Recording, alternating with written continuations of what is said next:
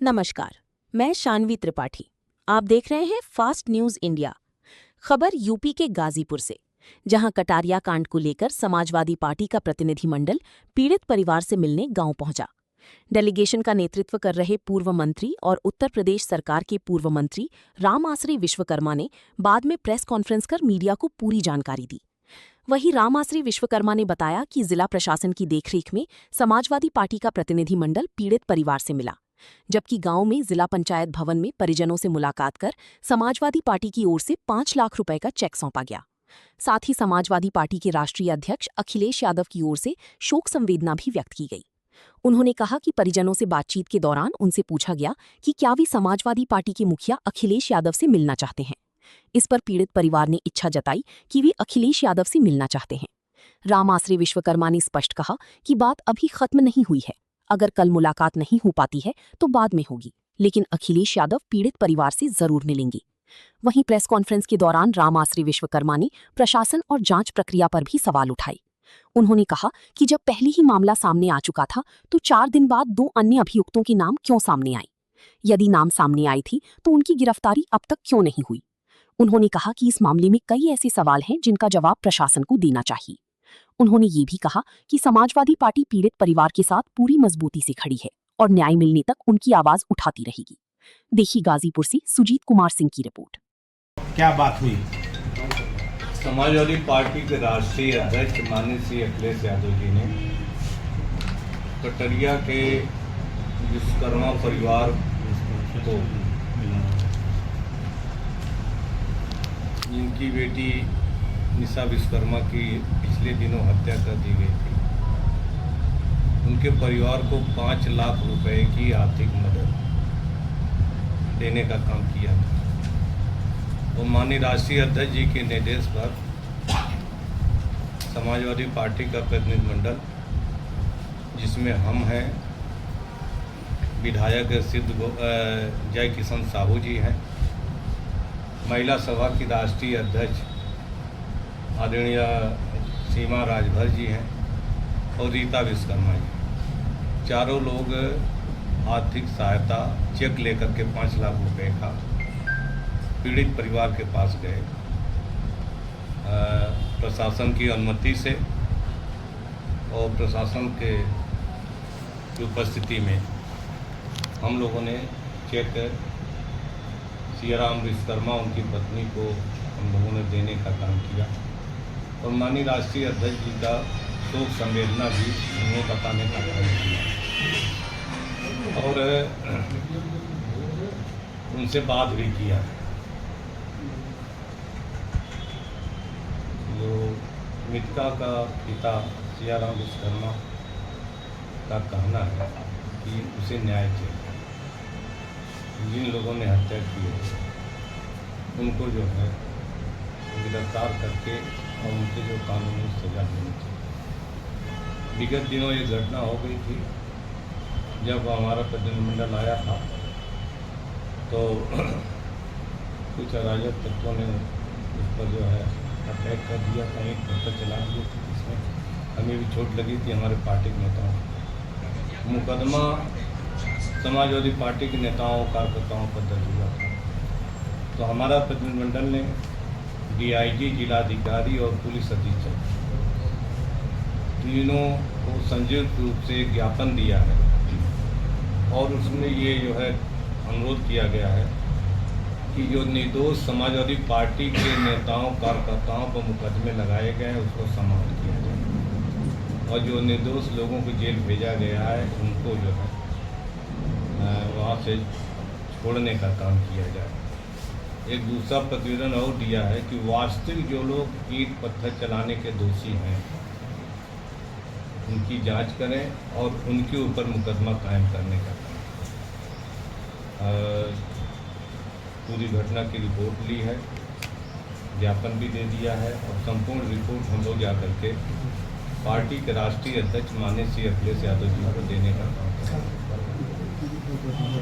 पीड़ित परिवार से बात हुई? क्या पीड़ित परिवार ने कुछ कहा आप लोगों से? क्या बातें हुई? हाँ, बात हुई है, बहुत सारी बातें कही हैं और वो बातें जो है हम राष्ट्रीय अध्यक्ष जी को रिपोर्ट बनाकर सौंपेंगे। डेलीगेशन गया था, तो आपने अभी भी बात कही, क्या लगता है कि उस युवती के साथ दुष्कर्म करके हत्या हुई है? अब ये बात तो अभी जो है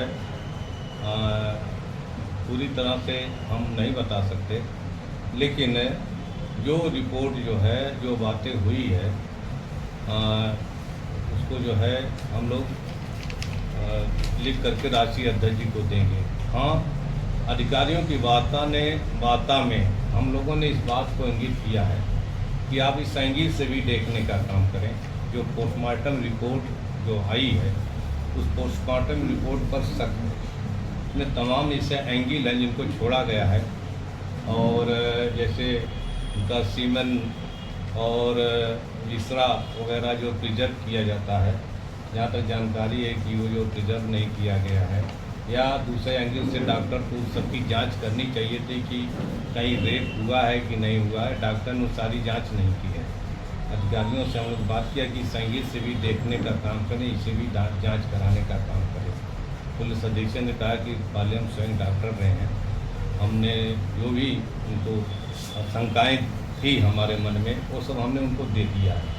उन्होंने कहा कि इस बिंदु पर हम जांच करने का 15 तारीख को डेड बॉडी मिली थी और 19 तारीख को FIR हुआ था, तो ये 4 दिन क्या हुआ, इसके बारे में भी कुछ बात हुई? इस बारे में भी जो है पुलिस अधीक्षक से और DIG महोदय से बात हुई है, जिलाधिकारी महोदय भी सामने, तो तीनों अधिकारियों संयुक्त रूप से बात हुई है। लेट FIR और ये हमने ये भी बताया कि FIR लेट हुई है, बदली गई है 2 बार, और एक एप्लीकेशन हमारे पास था, उसमें लिखा गया था कि जो है हरिओम पांडे, अभिषेक पांडे तथा 2 अन्य अज्ञात जो भाई के नाम के दस्तखत की थी, वो भी जो है लेटर हमने जो है उनको दिया है कि अगर 4 के नाम पीड़ित परिवार अगर बताता है तो 2 ही पर क्यों FIR हुई। तो उन्होंने कहा कि हमने जो है बाकायदा वीडियोग्राफी करके पिता की FIR नोट की है।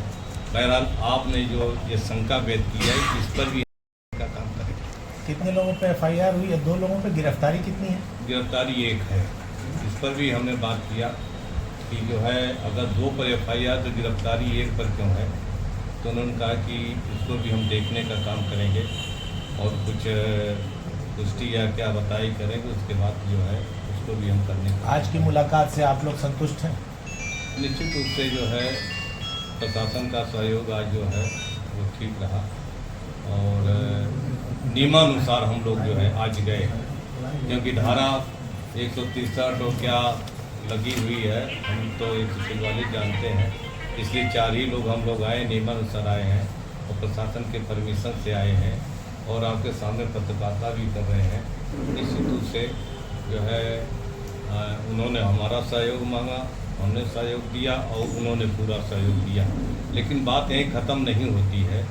जिन सारे बिंदुओं पर हम लोगों ने आशंका व्यक्त की है, चाहे वो बलात्कार का प्रकरण हो, चाहे उसका प्रकरण हो, जो हत्या में और लोगों के शामिल होने का प्रकरण हो, इन सारी चीज़ों को हम लोगों ने जो है अधिकारियों से बताया है। अधिकारी इस पर जो है आगे बात बढ़ाने, आगे इस पर जांच करने का काम करेंगे। एक तरफ जहाँ जो है शुरू से ही पुलिस जो है इसे आत्महत्या कर रही है, और दूसरी तरफ आप इससे हत्या बता रहे हैं, तो जी अखिलेश यादव जी का कल का कार्यक्रम है 29 तारीख का, क्या लगता है वो आएंगे या आपकी रिपोर्ट जाने का इंतज़ार करेंगे? हमारी रिपोर्ट का इंतजार करेंगे और उसके बाद फिर वो जो है निर्णय लेंगे। लेकिन इतना सच है और ये सही है कि माननीय श्री अखिलेश यादव जी पीड़ित परिवार से एक बार ज़रूर मिलेंगे। उनको आना भी पड़ा क्योंकि भारतीय जनता पार्टी के लोग इस बात से घबराए हुए हैं, प्रशासन के लोग इस बात से घबराए हुए हैं और ये आरोप लगा रहे हैं कि कानून व्यवस्था खराब हो जाएगी। तो माननीय राष्ट्रीय अध्यक्ष जी का कार्यक्रम टलेगा नहीं, कल नहीं होगा तो कुछ दिन बाद होगा, लेकिन ज़रूर वो पीड़ित परिवार से मिलेंगे और पीड़ित परिवार की सारी बातों को सुनेंगे।